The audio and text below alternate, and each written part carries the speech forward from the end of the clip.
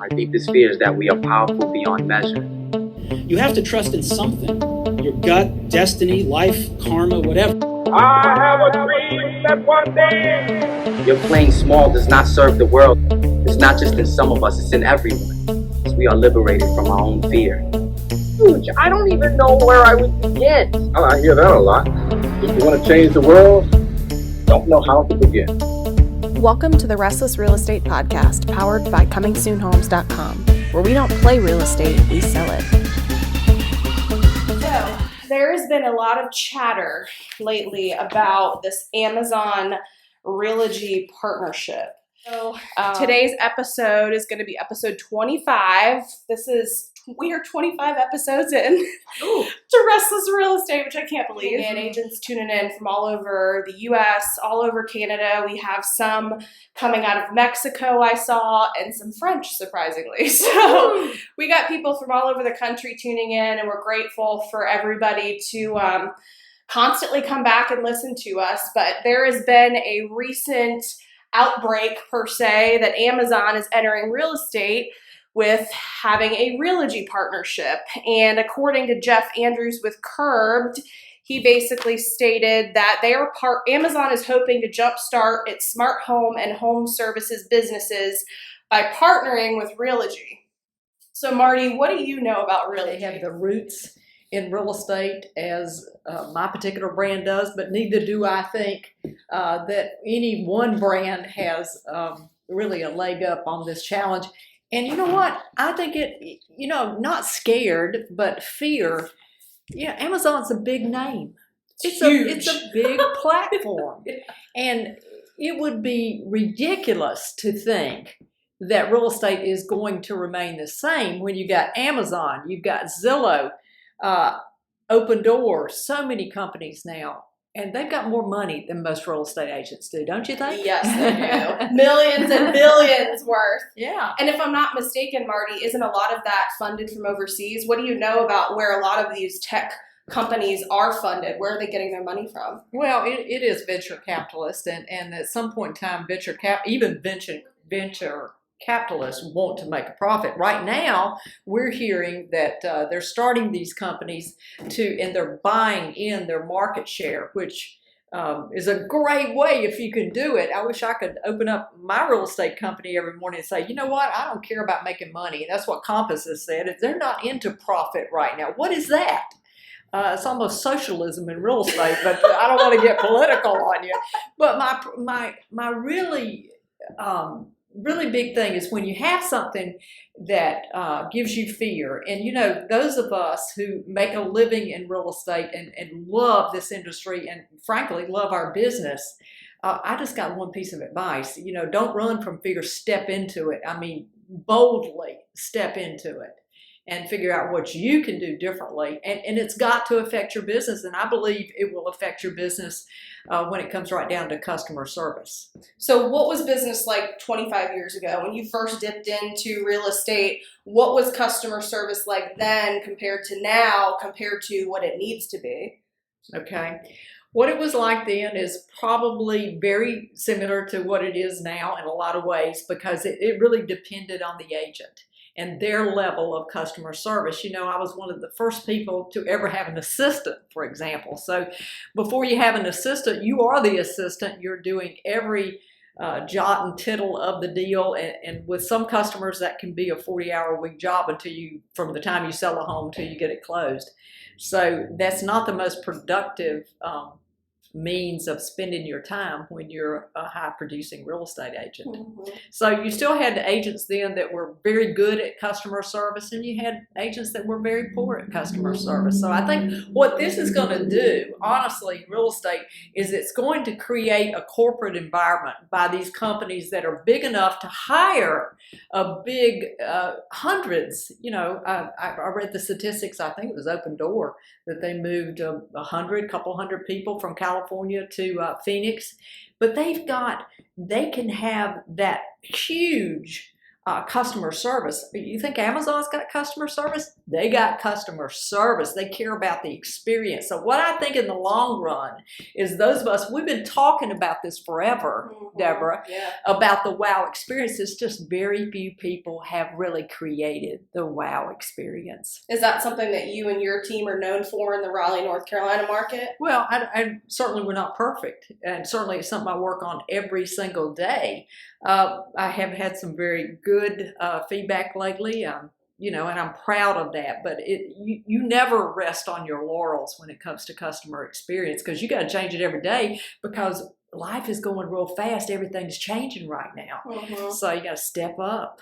So there's definitely something agents can learn from this. It's not like Amazon's immediately going to take over the world, but there's other companies similarly, not as I think to the mass scale as Amazon, but Opendoor. You've been dealing with a kind of similar company. They're trying to exclude the agent from the transaction to a point. And so, I mean, how have you had to change your own processes because of the tech startups that are inhibiting your industry? Well, I think number one, I think what will come out the other end of this disruption is the strength of the team. I really think the strength of the team is the future for this industry. And I think, years ago, lawyers had assistants, and then they became paralegals. And I think one of the things that will change is our customer service for the agent and for the customer. So my support team, we have to look at ways that increases the talent of our support team, because a high-paid real estate, top-performing, producing agent should not be doing some of the things that they're doing. But still, they have to have a system of when they touch the client, and your support team has to step with that. So I envision a team that has levels of your very, very top support agents, your top producing agents have a very high level of support underneath them. Your high producing agent, they might have 2 assistants just dedicated to them and what they're trying to achieve. And of course, what they're trying to achieve is either to list a property or to sell a property and give that client on the other end of that deal something to rave about. And then they can go out and do what they're good at doing and enjoy doing, is the selling and the experience, experiencing the things with the buyers and sellers. Interesting. So how do you think agents took this news, whether it's the news about Amazon or the news about Opendoor, Purple Bricks or whatever, but when these tech startups are coming in and, agents immediately see these headlines like struggling real estate giant, Realogy strikes deal with Amazon, another one, Amazon enters the real estate business with Realogy partnerships, another one, Amazon turnkey program, desperation for Realogy. So when you read headlines like that, what do you think the initial reaction agents are going to have is? I think fear. A good dose of fear might not be a bad thing to have. But also, I think another thing is you're still going to have people that think that they can reduce their commission enough to overcome somebody working with one of these companies. And when the only thing you do in life is keep on reducing your commission, pretty soon you're going to run out of commission to reduce. So I don't think that's a good strategy. Yeah. So I think you need to be looking at a team. I think if you're an individual agent, you need to be partnering up. You need to be around somebody that's going to improve your game. And the mediocrity in this business has ruled far too long. And we've been mom and pop organizations, little tiny entrepreneurs that are now faced with an army of money and high level corporate people that are going to give us a run for our money. So what you got, agents? Let's show them. I mean, you have been notoriously known in I think the entire industry, whether it's RE/MAX related or not. But I mean, not only are you a very, very well-producing, highly well-renowned team leader, you own a brokerage, you developed Coming Soon Homes into what it is today. I mean, how do you juggle that? I can only imagine being a team leader and feeling like, of course you don't want to relinquish control, right? As a team leader, you have to trust your own agents when you're developing a team to, you have to trust them to do their job. Was that years ago? They've been trying to sell you leads. Zillow tried to sell you their ads, and then they built up a war chest to come out against you. So it's just the money. I mean, what do you recommend? I mean, with all of with Zillow, that's a good example. What can agents do other than Zillow and other than putting a sign in the yard and other than putting out a newspaper article or a Facebook post? What else can they do to separate themselves against these well-funded companies? You know, when you go back to thinking, and actually I've been thinking a lot about this lately, to what most people's motivation is when they sell their property. And of course, I focus on sellers, and the buyers will appear. It's a kind of the field of dreams approach to real estate. You build it, they will come. You build a great inventory, and they will show up. It's true. So that's my deal with that. But I think the focus has got to be on the service that you give and your unique selling propositions. And so let's think about a seller's mini. Why do you want to sell your home, Deborah? You want to sell your home because you want the highest amount of money? Of course. That's, of course, a big. But, you know, Deborah, if you had 4 kids at home, a man-child husband, a dog and a cat, the idea of showing your home might completely tip you over the edge. Yeah. You might say, gosh, I just don't want to show my home. It scares me to death to clean up my home for showings and have people come in. So the convenience factor for people, let's say below 40 or whatever number, maybe is huge. It's huge because it seems overwhelming to them. And of course, I've been doing this for so long, it doesn't seem overwhelming for me because most real estate professionals deal in this stuff every single day. Right. But we don't see it anymore from the consumer, from the first-time seller's eyes. Right. We don't see it from their eyes. And I'll tell you a secret, some of these guys are seeing it from their eyes. And they're seeing a generation that was raised up on the computer, used to doing things on the computer, whereas their mom and dad were used to doing a business with somebody that'd shake their hand and do things differently. So it's just evolution of the way we do business. Well, I mean, and I would say probably technology, the internet, everything combined has dramatically changed. I think everything. I don't care what industry it is, real estate aside. But I mean, I think even coming from the millennial standpoint, we feel like we can do it all. You know? I mean, and I hate to say it, but with Google and with online search capabilities now, we kind of can to a point. However, you still need an expert. You can only Google so much. You can only YouTube something, how to do something so much. And so, I mean, how important is it to have an agent that not only has experience, but has an innovative approach to real estate? Well, I think it's huge. It's huge. I got to tell you a story about that. And if for you folks that don't know Deborah, she's this great millennial, young, vibrant, and she does think she can do it all. And guess what? I'm beginning to think that too. But I got to tell you this about a local company in our market. And so this guy was probably your age, Deborah, and he went out and bought a house. And he had such miserable representation. At the end of the deal, he said, my dog Tess could do a better job than this. Yikes. So he named his company My Dog Tess.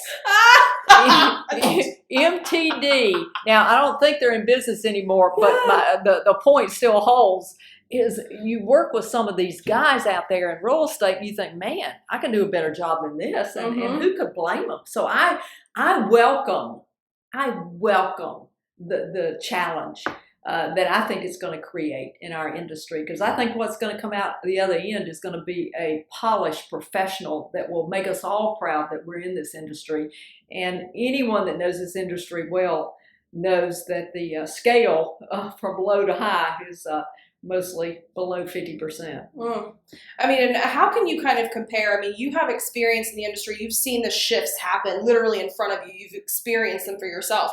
What about a new agent? If they're a newer agent, just now getting into the industry, they don't have a database, they are already, they're coming into this hectic industry at this point with all of this additional competition. Now you just don't have to worry about other agents. You got to worry about investors coming in and taking it off by themselves, the startup companies as well. So, I mean, what kind of advice do you have for the new agents out there? Well, what I would say to the new agents is this. You're going to be more comfortable if you're around other new agents. But what you need to do is be around somebody that you admire, a mentor, somebody that you look up to. I'm sorry, that hasn't gone out of fashion. I see a lot of these, actually I could name the companies I think that are built on the newbies, and everybody's kind of at the same level. And that's what that is. But the truth of it is 1 year from now, you're going to be the person that you are 1 year from now based on the books that you read and the people that you hang around with. So you got to up your game. Mm-hmm. And I lost a mentor of mine in the last 6 months. And I want to tell you something. I'm looking for inspiration every single day.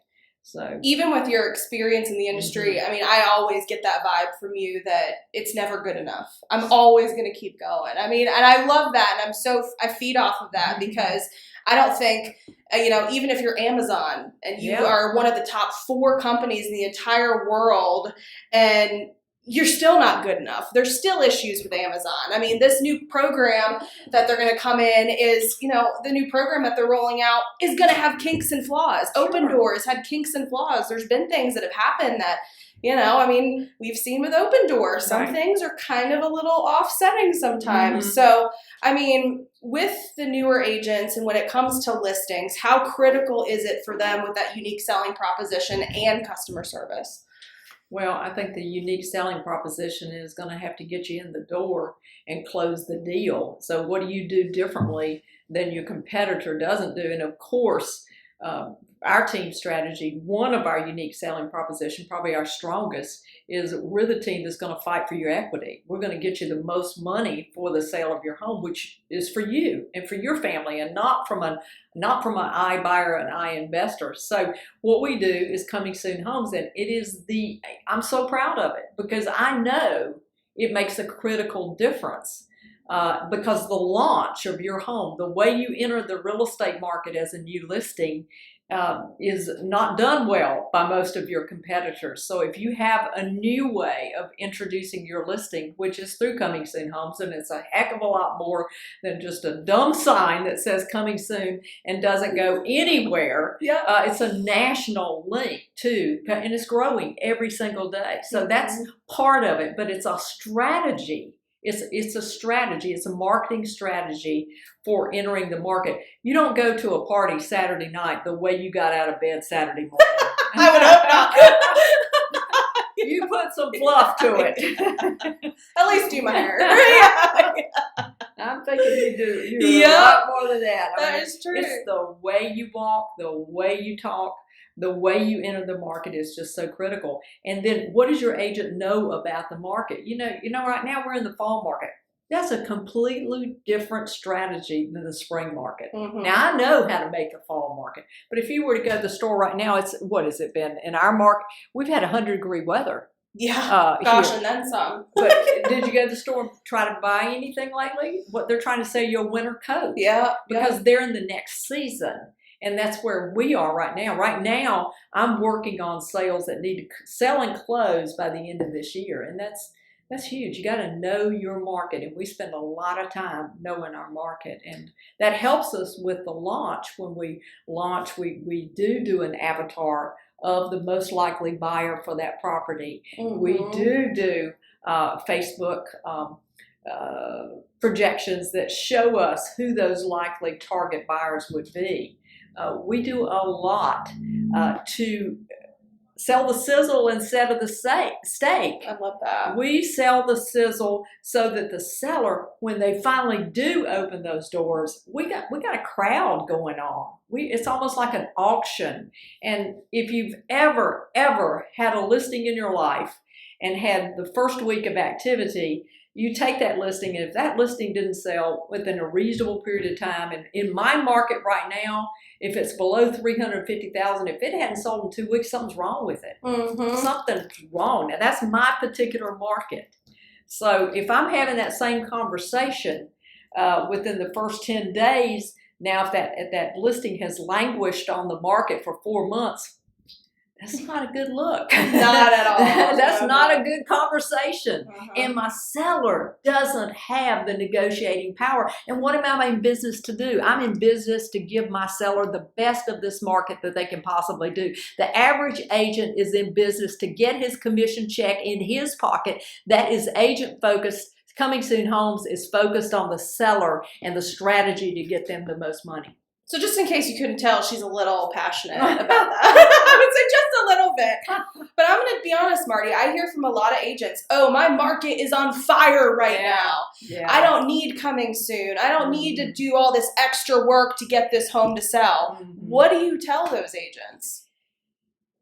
You know, the agents I see leave the market, most of the reason they leave the market is because of what they perceive as having to work too hard.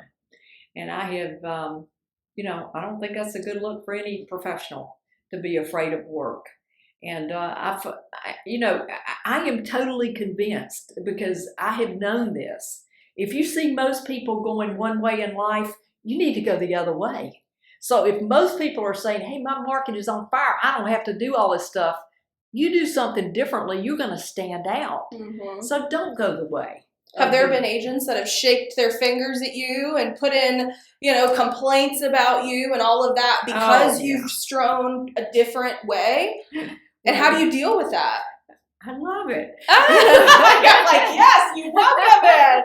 It was so funny because when I first started Coming Soon Home, which was years ago, I used to get these complaints that nobody signed. They were anonymous complaints.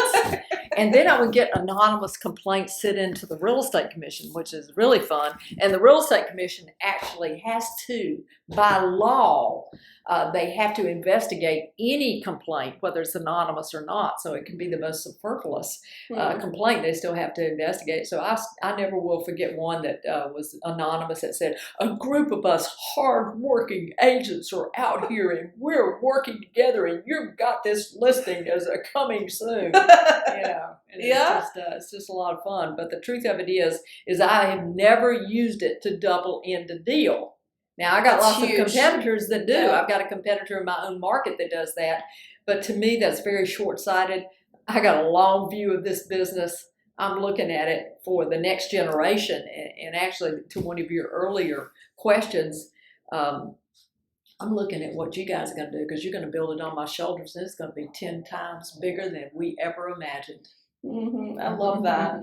I mean, where does that come from, Marty? I mean, where you have this power to do things differently? Because I'm gonna be honest, that takes passion. That takes a little bit of nerve and edge to go out and put yourself openly out there when people. I mean, we know society. We know how society is going to treat it. I mean, so what would you recommend those agents who are nervous to take a step like doing Coming Soon marketing in their market? What would you say to them? Well, what worked for me might not work for you. So you got to get in touch with, it's funny because I was just on an interview just before this one where they were asking me, now, Marty, why did you get into real estate? And he really dove deep into my psyche. And of course, I would tell you the first time I got into real estate is because I was a single parent. He said, well, why real estate? And I said, well, because I was afraid.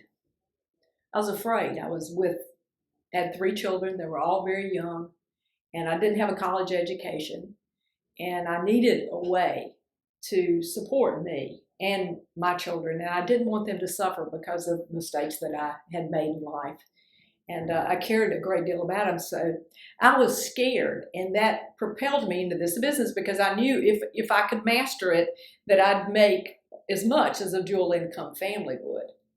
So I would have to tell you from that interview, which I just had an hour ago, the fear that I felt that propelled me into real estate, the love actually overcame it. And as the years went by, Deborah, I fell in love with the industry. I'm still in real estate today because of family. That's the foundation. But I fell in love with the industry because of what it did for me and for my children and for my family. And I know that making the right decisions in real estate is going to be far better for you and your family than making the wrong decisions in real estate. So I know I can help people make the right decisions in real estate, both agents and customers. I love that. And I hope everybody is really listening to that, because I'm getting teary-eyed. That is heartfelt. You know, I mean, I've heard Marty say numerous times that, you know, she was in a welfare situation, and this is what brought that out of it. And so even though, I mean, Marty has great days, she has some not so great days. And with 25 plus years in the industry, it will never be perfect. And I think a lot of agents overview this because they see these Instagram famous agents that sell 3 homes a year, and you just really don't understand how much work it really takes to be a top producing agent like Marty. And it takes a strategy, it takes dedication, and it sure as heck takes a lot of passion like Marty has. So do you have any final thoughts before we close it out? Yeah, you brought it back to me. Here's it. You know, selling a great deal of real estate, it is when you choose an agent, or when you decide to be a top producing agent, it's not about Facebook likes. It's about how many homes you have a strategy to make sell for your principals. And that's what we do every day at Cummings Sun Homes. I love it. I love it. Well, thank you everybody for tuning in today to episode 25 of Restless Real Estate. Make sure to subscribe. If you have any comments, questions, or feedback on our podcast, be sure to drop it in the comment section below. We are looking forward to chatting with you guys next Monday. And thanks again for tuning in to Restless Real Estate.